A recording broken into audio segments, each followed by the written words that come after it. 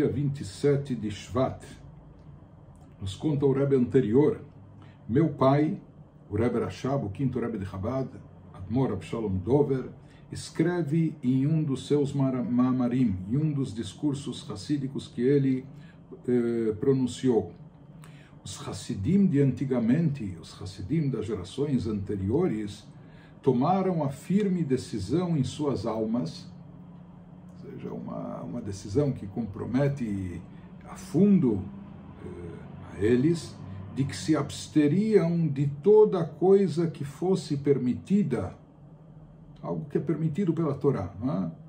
Mesmo que sentissem algum desejo ou anseio no coração pela mesma. Ou seja, esses Hassidim de outrora, eles queriam não só exercitar, mas consolidar o conceito de autocontrole, de autodomínio. Por isso, não só que eles não se expunham a situações de risco espiritual, não se expunham à proximidade de coisas proibidas, proibitivas pela Torá, mas além disso, eles tomaram uma firme decisão, uma decisão no seu íntimo, no seu âmago, queriam se abster mesmo das coisas permitidas, uma comida kasher, ou outra atividade, alguma outra coisa que é permitida pela Torá, mas se eles sentissem desejo, anseio no coração pela mesma, ou seja, que estariam comendo aquilo ou fazendo aquilo somente para autossatisfação, apenas para saciar a sua vontade e o seu desejo, por mais que é algo permitido pela Torá, mas eles fizeram esse pacto, esse acordo consigo mesmo, que iriam se abster de tudo aquilo que eles têm vontade e desejo. Se vão fazer só pela vontade e desejo, então não iriam fazer. Através disto, diz o Rebbe Rashab, consegue-se quebrar a ta'avá, consegue-se quebrar o desejo e a paixão, a atração pelas coisas materiais. Então aqui nós vemos mais uma vez que a Hassidut tem padrões muito elevados e nos coloca num patamar mais alto. Às vezes em outros livros nós encontramos ênfase sobre não transgredir proibições da Torá. Na Hassidut, no meio hassídico, isso é uma premissa básica, é um pressuposto tão óbvio que talvez nem tanto é enfatizado. Mas onde se chega na Hassidut, se dizer que a pessoa tem que exercer um autocontrole, um domínio total sobre si mesmo, de forma tal que até mesmo as coisas permitidas, porém, se a pessoa percebe que está querendo fazer isso só pela sua vontade e desejo, então ele se controla e às vezes até se abstém disso, não é? Como ele nos conta que faziam os Hassidim das gerações anteriores. Na Hassidut nós encontramos, isso está no Tânia e diversos outros lugares, trazido do Zohar, o conceito de itkafia. Itkafia significa rechaçar o mal, rejeitá-lo, afastá-lo, da mesma raiz daquilo que nós falamos na Tfilá, na nossa liturgia diária, logo após as bênçãos matinais, todos os dias cedo, Bechofet Yitzreinu, que Deus nos ajude a rechaçar, a empurrar o nosso Yetzer Hara, a nossa inclinação negativa, a inclinação para o mal. Então, desse conceito vem o termo Itkafia nos livros místicos, que encontramos no Zohar e é muito trazido na Hassidut, dizendo que uma pessoa deve, o que significa fazer Itkafia, deve saber rechaçar e rejeitar as suas vontades, os seus desejos, os seus impulsos, as suas paixões, os seus instintos. E isso está ligado com o que a Hassidut enfatiza de sobremaneira a importância do bitul, da anulação, para a espiritualidade, para a elevação, para conectar-se a Deus. Enquanto uma pessoa está cheia de si, então o seu ego está inflado, ele está cheio de si, dessa forma ele não pode se ligar a Deus. Primeiro a pessoa precisa se esvaziar de si própria, esvaziar o seu ego, desinflar o seu ego, e seu ego significa eu quero, eu desejo, eu preciso, eu, não é? E se conscientizar que o centro das atenções não deve ser o seu eu, o que eu quero, o que eu desejo, mas sim o centro das atenções deve ser a vontade divina, o que ele quer, o que ele deseja, o que ele considera bom, etc. Então, esse conceito de itkafia, que leva ao bitul, anulação, itkafia seria essa rechaçar, rejeitar, empurrar, reprimir o Yetzer Hara, a inclinação negativa. Então, isso se aplica não somente a coisas que são proibidas pela Torá. Olha, tem uma comida muito gostosa, suculenta, mas é treif, é proibido pela Torá. Sobre isso nem se fala. Aqui ele está nos dizendo até de uma forma mais elevada e refinada, que até mesmo sobre coisas permitidas também tem que se exercitar esse autodomínio, esse autocontrole também. Aí se aplica o itkafia. A pessoa não deve fazer as coisas apenas pela satisfação pessoal, pelo seu bel prazer. Isso está mais elaborado no Tânia, que mesmo coisas permitidas, a pessoa deve fazer porque isso é útil, porque isso é necessário, porque isso é vital, etc., mas não apenas para se esbaldar.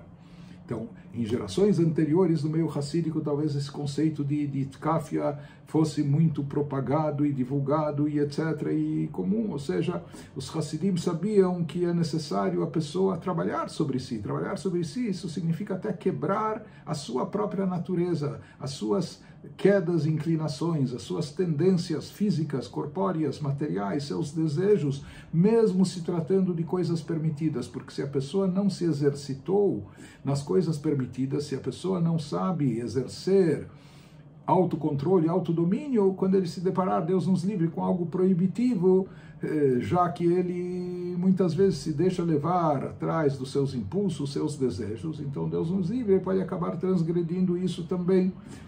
Então aqui ele nos diz que itkafia consiste na pessoa rejeitar ou rechaçar os desejos do coração, mesmo se tratando de coisas permitidas. E dessa maneira a pessoa consegue quebrar esse ímpeto pelas paixões, pelos desejos, por saciar suas vontades, etc.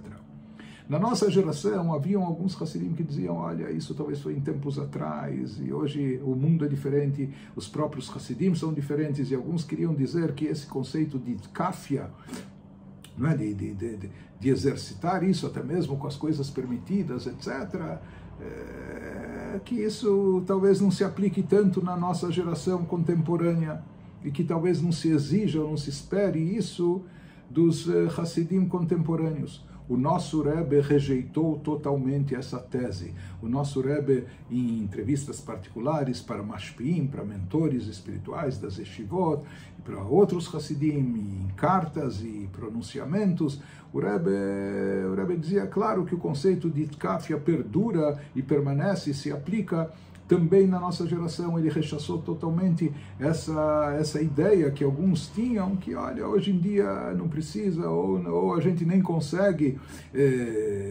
fazer esse exercício espiritual tão intenso de itkafia, mas o Rebbe assegurava que, sem dúvida alguma, isso se aplica também na atualidade, apenas que o Rebbe dizia para nós, hoje em dia, itkafia não necessariamente significa não comer. Não é? Se tem uma comida gostosa, kasher, não é?